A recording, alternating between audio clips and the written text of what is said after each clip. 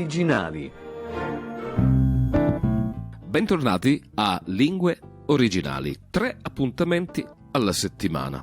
Il primo dedicato alla letteratura in lingua inglese, il secondo a quella in lingua tedesca, il terzo dedicato alla letteratura in lingua francese. In questa puntata ritroviamo Marco Piovaz, ma chi fra voi si aspetta un nuovo monologo di Alan Bennett? Beh, rimarrà sorpreso, perché oggi cambiamo autore, cambiamo genere, ma rimarremo come ambientazione della storia in Inghilterra. Oggi iniziamo a leggere insieme a voi il primo capitolo di Quel che resta del giorno di Kazuo Ishiguro, titolo originale The Remains of the Day. Vincitore del Man Booker Prize del 1989, Quel che resta del giorno è un viaggio nella tranquilla campagna inglese che si risolve in un inquietante e inaspettato viaggio dentro se stessi. La prima settimana di libertà dell'irreprensibile maggiordomo inglese Stevens diventa occasione per ripensare la propria vita, spesa al servizio di un gentiluomo moralmente discutibile. Stevens ha attraversato l'esistenza spinto da un unico ideale, quello di rispettare una certa tradizione e di difenderla a dispetto degli altri e del tempo. Dopo tanti monologhi di Alan Bennett tratti dalla raccolta Talking Heads con Marco Piovaz, iniziamo a leggere il primo capitolo di Quel che resta del giorno, The Remains of the Day, di Kazuo Ishiguro.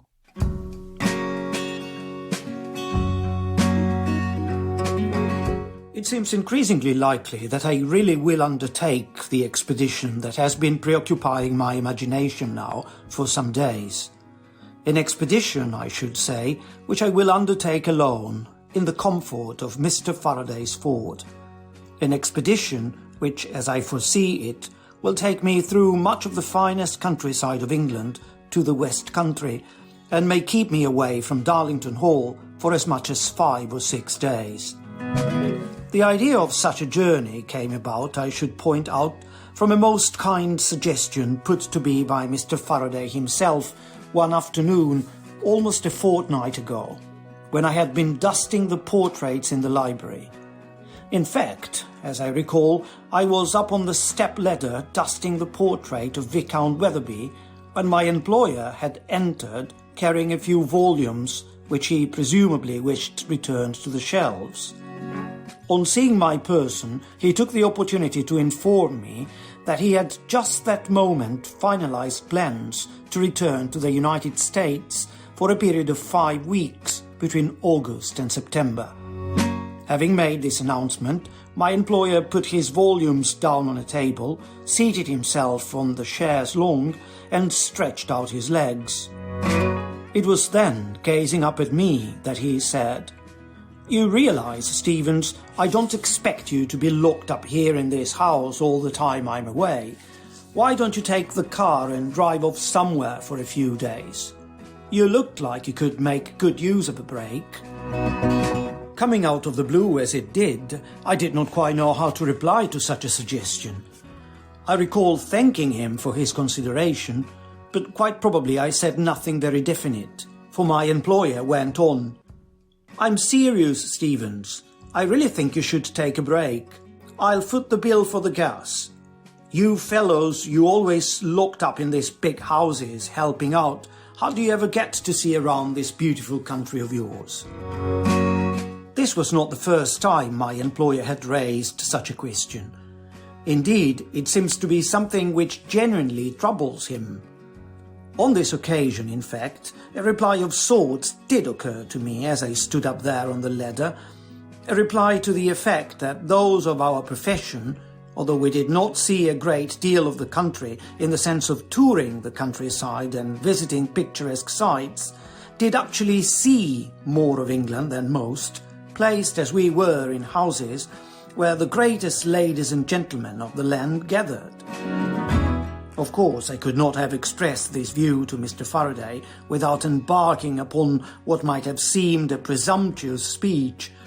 I thus contented myself by saying simply, It has been my privilege to see the best of England over the years, sir, within these very walls. Mr. Faraday did not seem to understand this statement, for he merely went on. I mean it, Stevens. It's wrong that a man can't get to see around his own country. Take my advice. Get out of the house for a few days. As you might expect, I did not take Mr. Faraday's suggestion at all seriously that afternoon, regarding it as just another instance of an American gentleman's unfamiliarity with what was and what was not commonly done in England. The fact that my attitude to this same suggestion underwent a change over the following days, indeed that the notion of a trip to the West Country took an ever-increasing hold on my thoughts, is no doubt substantially attributable to, and why should I hide it, the arrival of Miss Kenton's letter, her first in almost 7 years, if one discounts the Christmas cards. But let me make it immediately clear what I mean by this.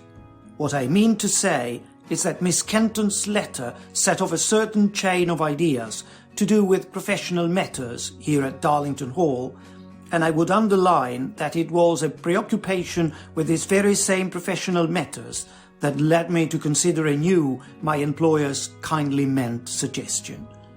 But let me explain further. The fact is, over the past few months, I have been responsible for a series of small errors in the carrying out of my duties. I should say that these errors have all been without exception quite trivial in themselves. Nevertheless, I think you will understand that to one not accustomed to committing such errors, this development was rather disturbing, and I did in fact begin to entertain all sorts of alarmist theories as to their cause. As so often occurs in these situations, I had become blind to the obvious. That is, until my pondering over the implications of Miss Kenton's letter finally opened my eyes to the simple truth that these small errors of recent months have derived from nothing more sinister than a faulty staff plan. It is, of course, the responsibility of every butler to devote his utmost care in the devising of a staff plan. Who knows how many quarrels, false accusations, unnecessary dismissals, how many promising careers cut short can be attributed to a butler's slowness at the stage of drawing up a staff plan. Indeed, I can say I am in agreement with those who say that the ability to draw up a good staff plan is the cornerstone of any decent butler's skills. I have myself devised many staff plans over the years, and I do not believe I am being unduly boastful if I say that very few ever needed amendment. And if in the present case the staff plan is at fault, blame can be laid at no one's door but my own.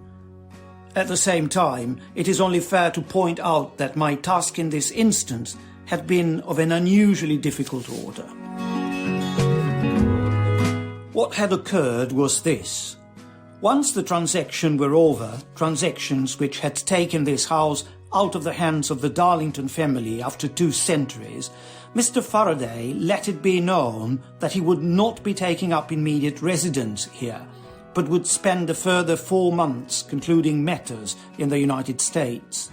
In the meantime, however, he was most keen that the stuff of his predecessor, a stuff of which he had heard high praise, be retained at Darlington Hall.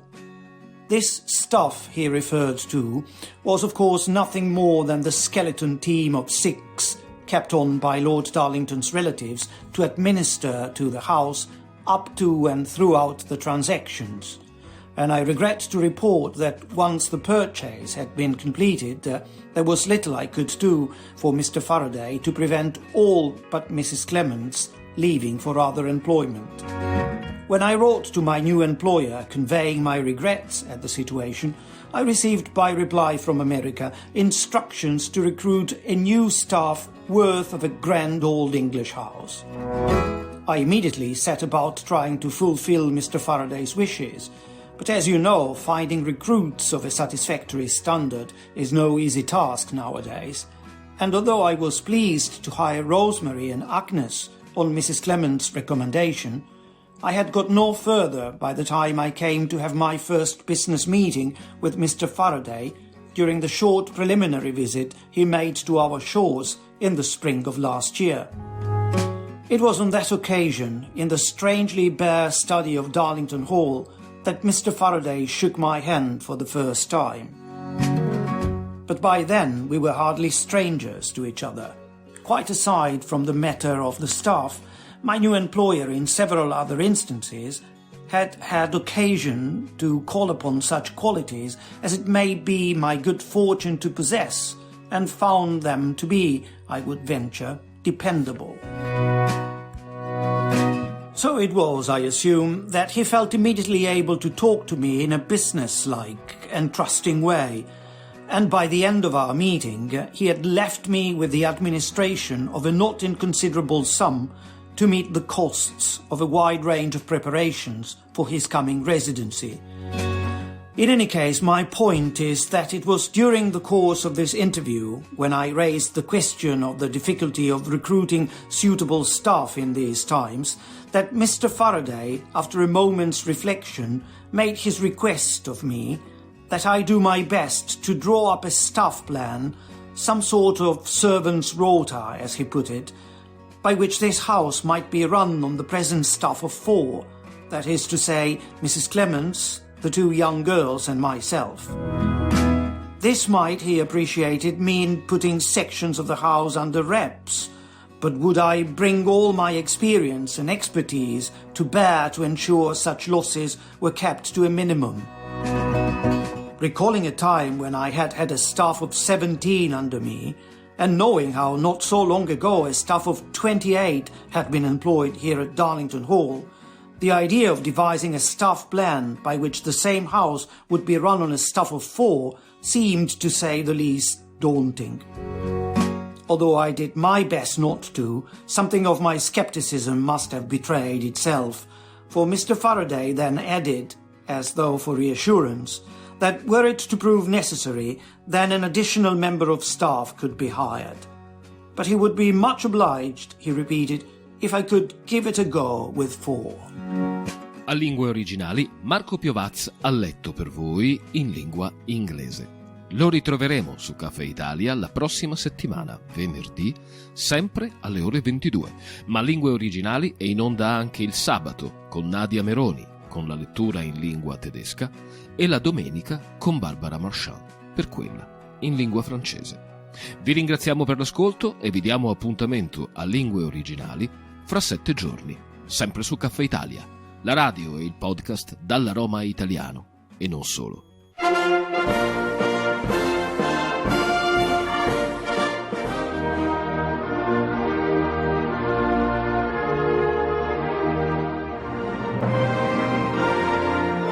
Lingue Originali.